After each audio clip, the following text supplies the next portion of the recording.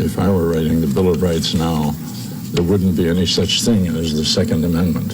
Which says? That a well-regulated militia being necessary for the defense of the state, the people's rights to bear arms. This has been the subject of one of the greatest pieces of fraud, I repeat the word fraud, on the American public by special interest groups that I have ever seen in my lifetime. Now just look at those words. There are only 3 lines to that amendment. A well-regulated militia. If the militia, which was going to be the state army, was going to be well-regulated, why shouldn't 16 and 17 and 18 or any other age persons be regulated in the use of arms, the way an automobile is regulated?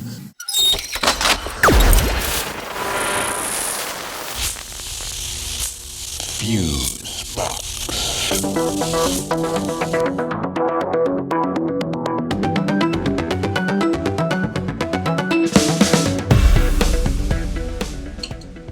Okay, this is Fusebox, number 221. House for sale. And you should definitely be foreclosed. You know, I'd recommend a Spinet-type foreclosure, Mr. Keynes. Coming right up. Special delivery to Tennessee.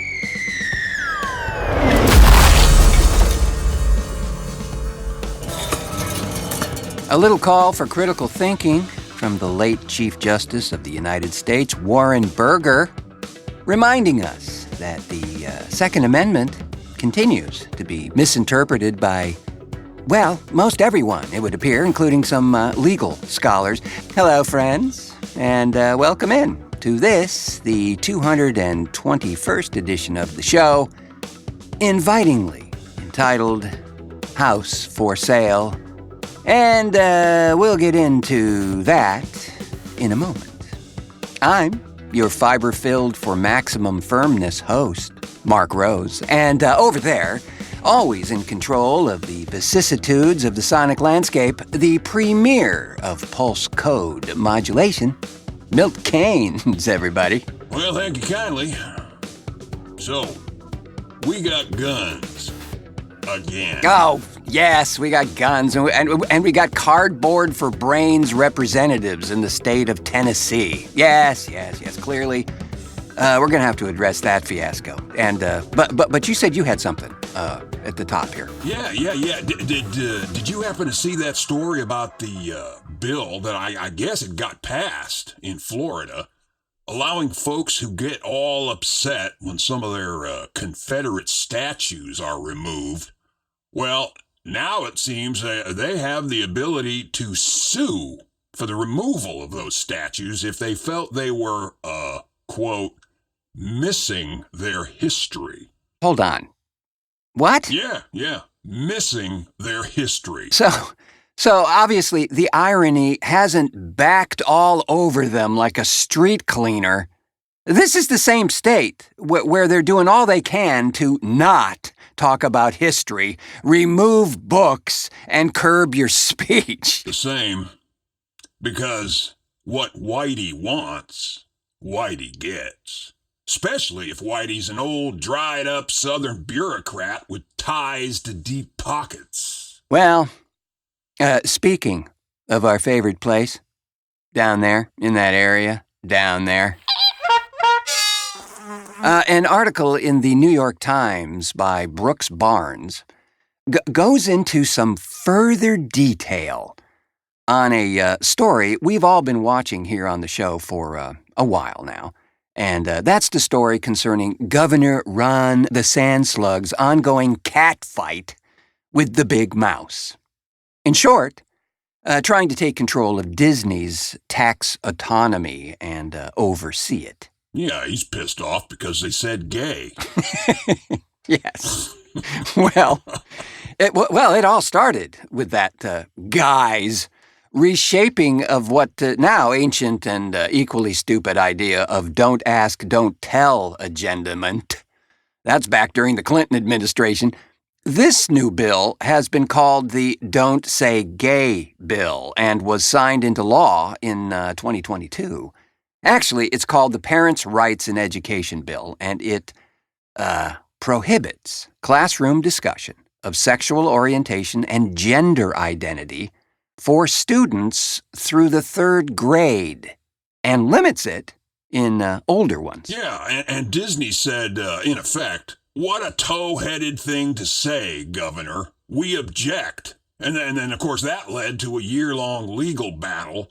And then the governor gained control of the board that oversees development at Disney World, and then that move restricts the company's autonomy. Right, because up to now, Florida has let Disney control fire protection, policing, road maintenance, and all the development planning at the 25,000-acre Disney World Resort.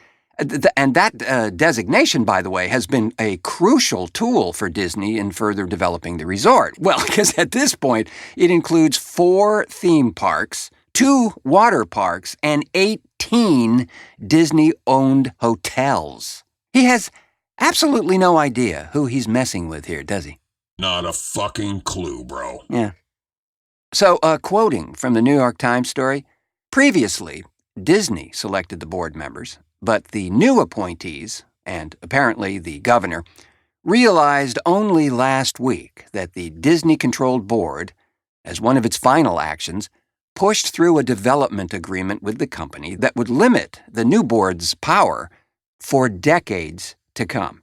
The agreement gave Disney vast control over future construction in the district, and the new board doesn't have any say.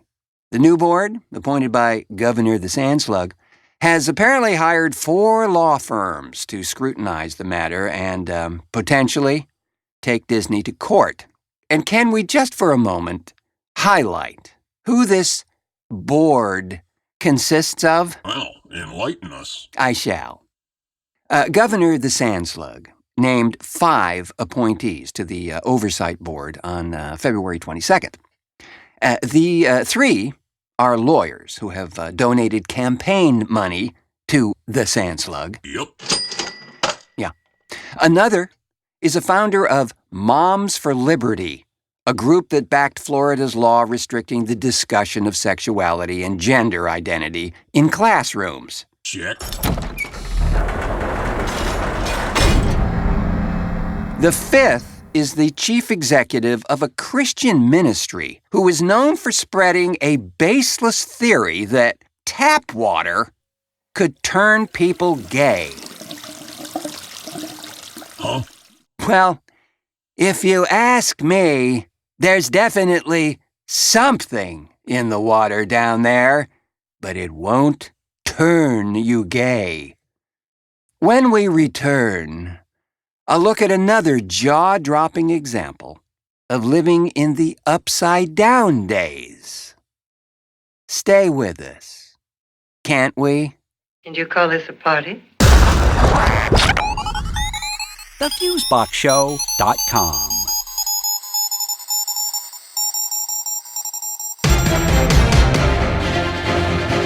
Breaking news. School shooting 2023. In a politically brave response to today's school shootings in Nashville, right-wingers in Tennessee have chosen to take action. During the standard pro forma post-shooting press conference that drops like a new episode of your favorite Netflix series every week in America, Republican officials boldly changed their condolence language from thoughts and prayers to hearts and prayers.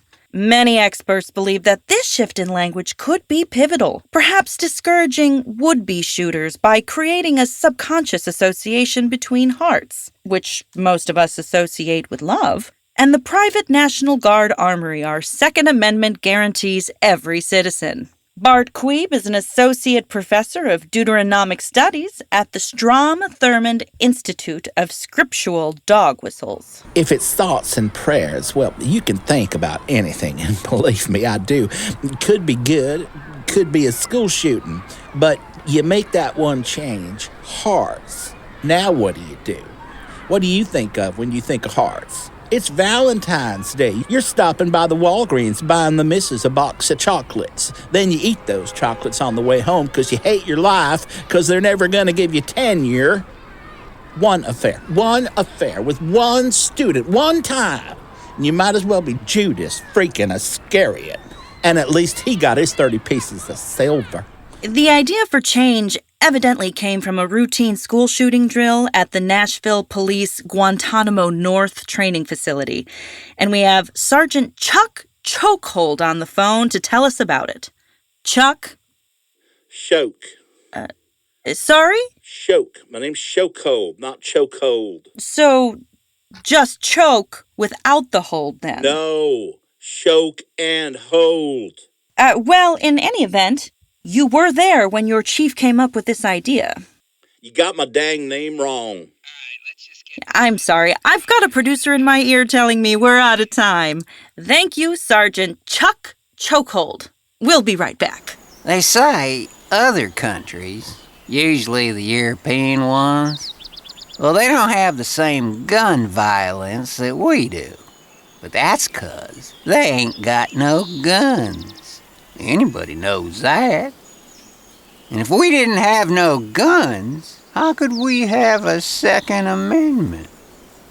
Well, think about that. Just sort of sit with it. I'm Riley Pusford, a proud son of the South. I'm the owner of Pusford's Blood and Guts Gun Show and well-regulated home militia Emporium. Now, I'm not legally responsible for what you do with what I sell you, but I'll sell you anything.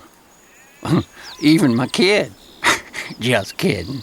I wouldn't sell my pooter. Oh, Daddy.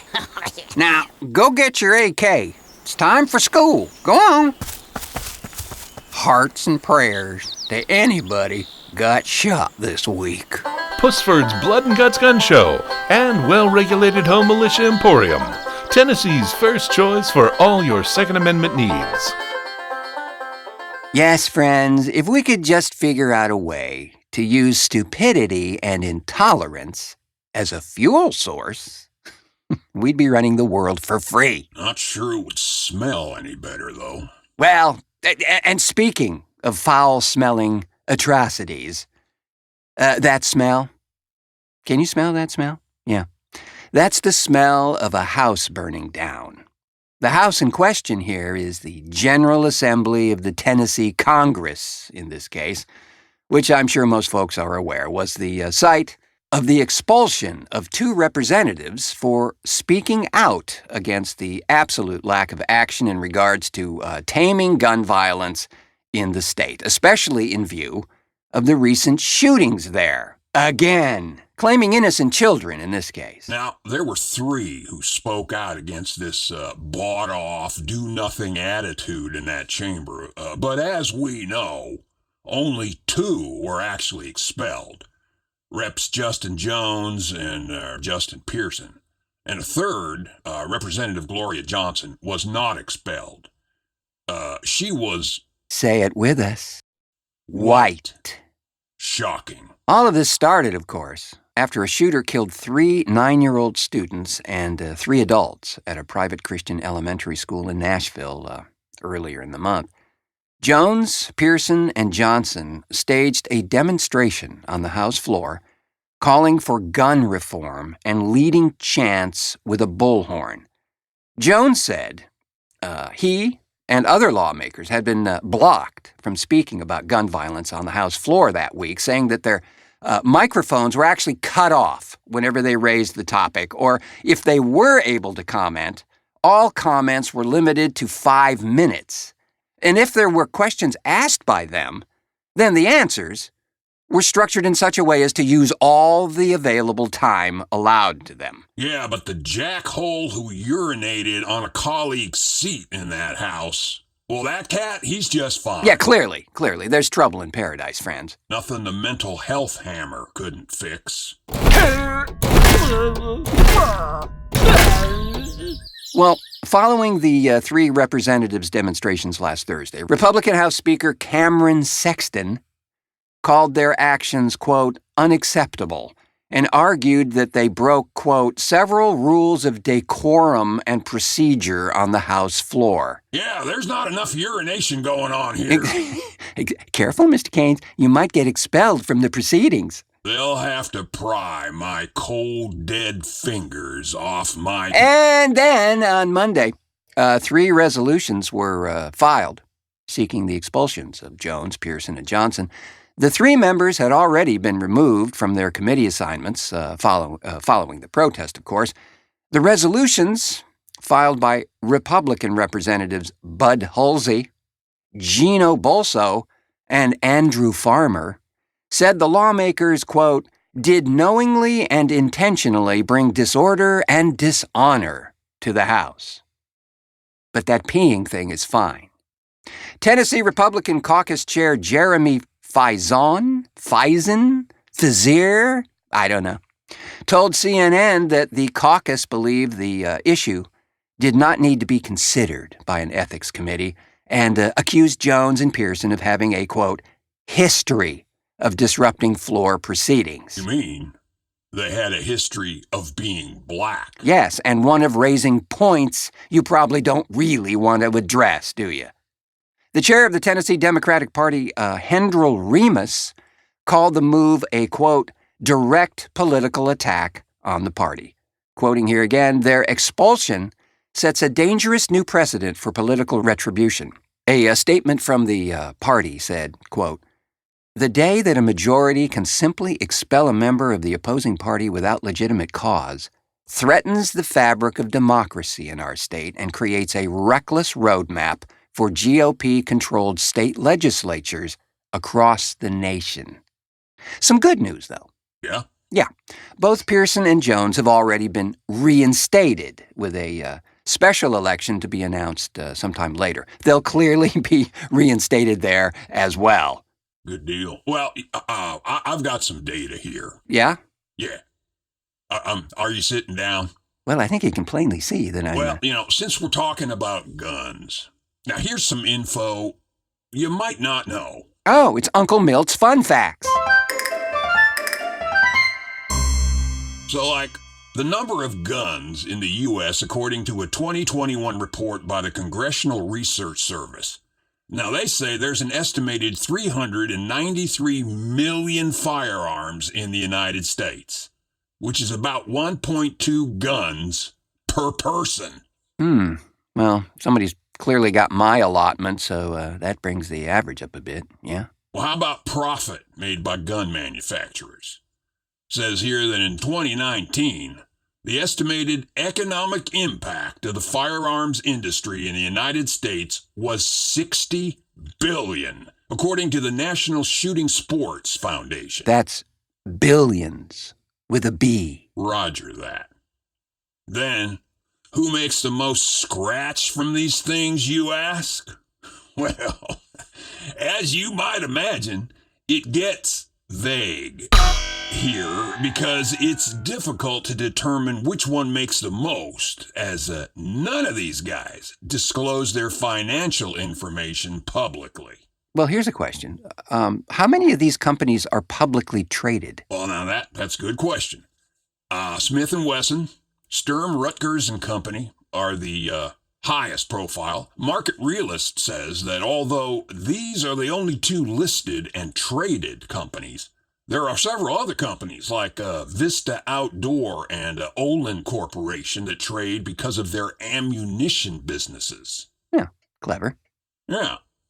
And it also states that sales of modern sporting rifles, which include AR-15 style rifles, accounted for about 22% of all firearm sales in 2019. 22%? Yes, sir. That's just about 1/4 of all the gun sales. Which brings up the final piece and the one that matters in that house for sale scenario. According to the Center for Responsive Politics, gun manufacturers and their trade associations spend a total of $12.3 million on lobbying in 2020. Not a big surprise here, but political party and politicians receiving the most money. You don't say. Yeah. You don't think that might have something to do with the slight pushback, some might say avoidance, to get any gun legislation through Congress? Well, and this one here is a bit ironic. The National Rifle Association is one of the biggest spenders when it comes to lobbying on behalf of the firearms industry. So, according to the Center for Responsive Politics, the NRA spent $10.6 million on lobbying in 2020.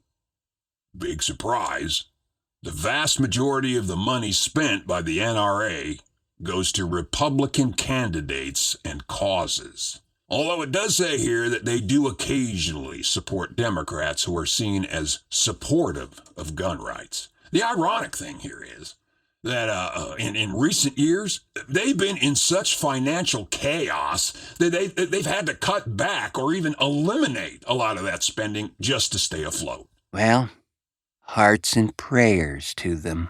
Yeah, and it's like we were talking yesterday, and I totally agree, too.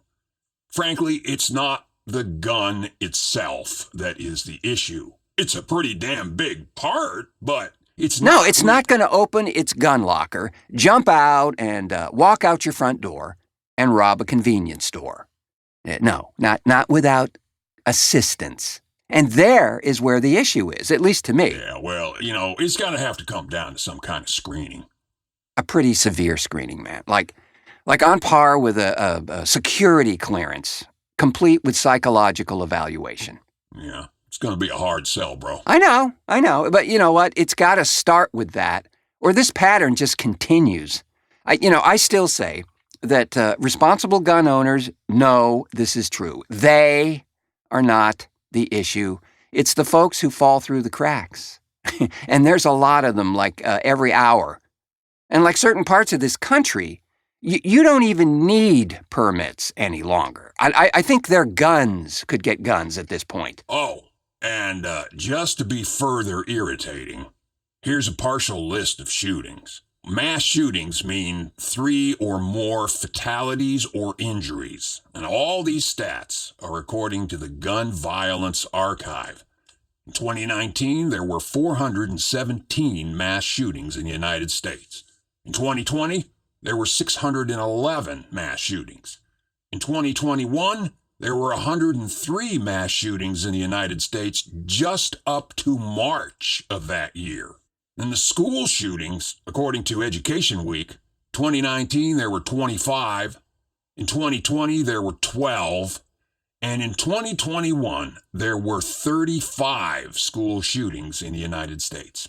And lastly here, according to only a partial list by the New York Times, there have been dozens of mass shootings in the U.S. so far this year. The Gun Violence Archive has tracked 131 mass shootings in the U.S. since the start of 2023. And as we were in pre-production of this show, there was another shooting, and this time in Louisville, Kentucky, at a bank. And evidently, the shooter was, the classic disgruntled employee, but this time, it looks like the fatalities were known to the governor, Andy Bashar. And he was pretty shaken up about it, to say the least. Well, clearly lawmakers, at least some of them, still believe there's just nothing to be seen here. Business as usual. Now, where do I pick up my shiny new yacht, Mr. Gun Lobbyist? Yeah.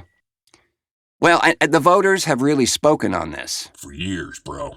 Yeah, for years. And like so many other issues that seem to be on a completely upside down and backwards course of direction, driven totally by greed and a patent disregard for the will of the people. Well, they're listening to the will of the people who pay them. Did you know that there was something like 2/3 of the seats in that House, predominantly Republican, of course, most of those guys ran unopposed in the last several elections. Unopposed? Yeah. That whole redistricting thing is the reason for a lot of that. Hell, Representative Gloria Johnson III of the Tennessee 3. Yeah? Well, she said she just discovered that for the next election, that her district, the one she lives in, has been redrawn to exclude her residents. Like by a house or two. It's crazy insane, man. Well, clearly. When you don't have the votes in your area, you redraw the map. Yeah. It's sleazy at best. Well, and I gotta say, the good news is the registered voters are on the increase across the country. And because of that, we're seeing some real upsets for the GOP. And may that continue to expand. Yes, and with that, friends, we'll call it a show, but not before thanking our contributors to this edition of the program: Scott Campbell, Regina Carroll, Sam A. Mowry, and Jeff Pollard. Thanks as well to the Doctor of Decibels, Milt Keynes, for technical assistance and so forth and so on. Well, pleasure as always, and folks, it's spring, for dog's sake. You need some Fusebox merch to spice up that mangy wardrobe of yours. I mean, are you really gonna wear that shirt? Head on over to the Fusebox store and take a look at what's new over there, because like every 11 minutes, something new is rolled out there. T-shirts, and hoodies, and whiskey mugs, all sorts of stuff. And you know, you can get there by following the link in the show notes there, or by going to thefuseboxshow.com and clicking the swag button, also available on our Facebook page, too. And if you really, really want to help us out and help us to produce this thing, why don't you become a Patreon member? You'll get free stuff, exclusive content, a bunch of crap. Yes, but also, you can find that link in the show notes as well. Or go to patreon.com/The Fusebox Show and join the expectant crowd growing now. Well, thanks so much, friends, for pushing play on this edition of Fusebox. We do know there are a lot of options out there, so we appreciate you spending your time here with us. I have been your trying to understand the law of gravity in a kangaroo court host, Marc Rose, saying, until our next cartoon.